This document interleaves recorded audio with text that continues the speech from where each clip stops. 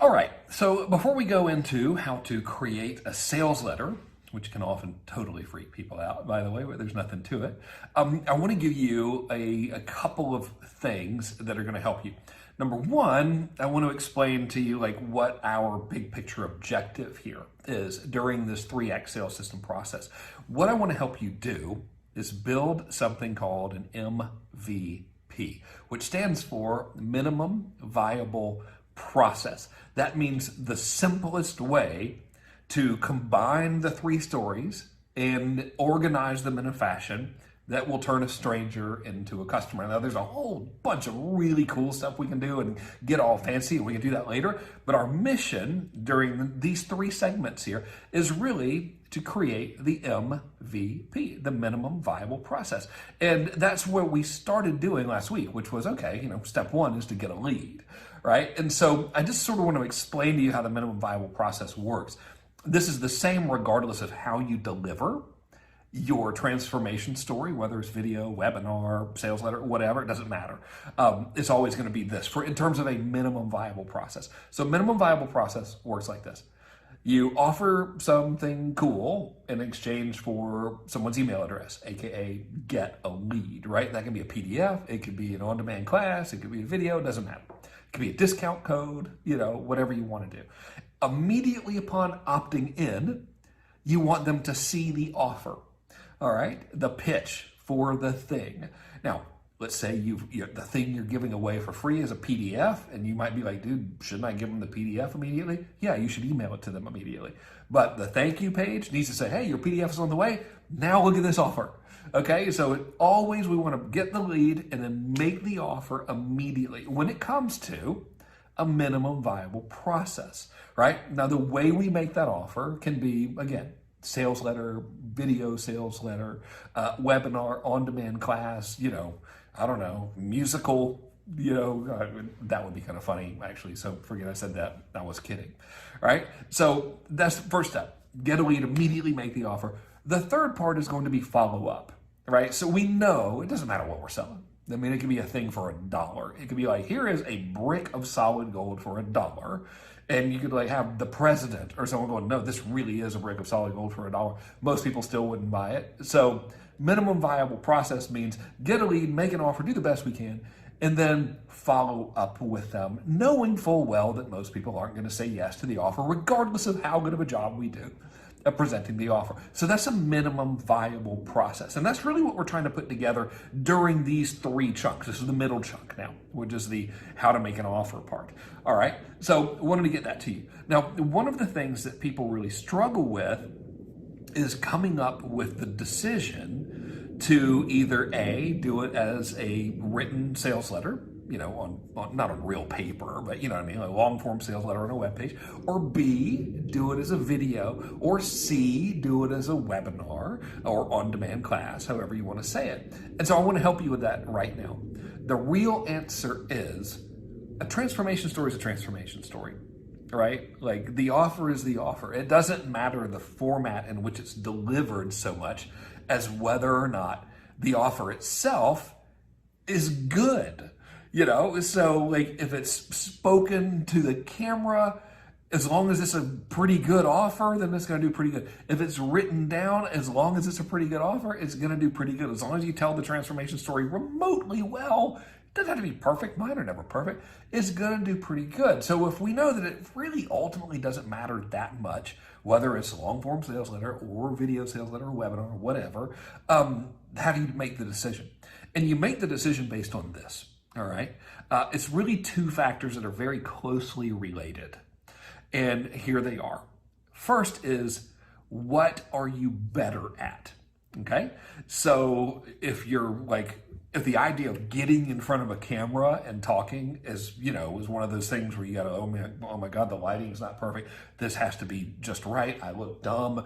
Maybe I should change, whatever, if it gives you that much angst and it's very, very difficult for you.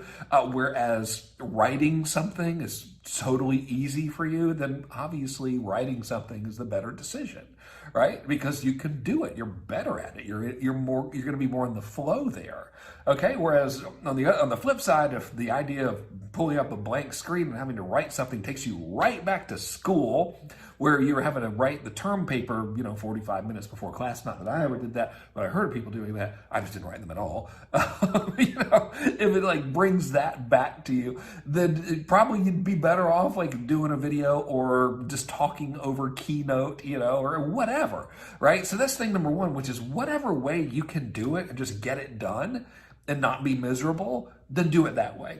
Because like the real thing is going to be the follow-up for us anyway. As long as the thing we're selling is something they want, the follow-up is really what's going to drive us. The incremental difference between if it's a sales letter or if it's a video or if I'm on camera or if I'm off camera and it's slides, and do the slides have cool graphics or do they not have cool graphics? Like none of that stuff really is going to matter nearly as much as do they want the thing you're selling to begin with, and are you going to follow up right? Okay, so that's like way number one that you make that decision, which is like, which one's the easiest one for you to do. The second is which one you're better at, right? And so this now becomes like you have to be a little bit, I'm going to have to behave like a grown up. This is one of those do as I say, not when I do things. So for me personally, I'm 1,000 times better at writing a pitch than making one on camera or making one on a webinar, and like way worse at making one in person. I get totally uncomfortable in person.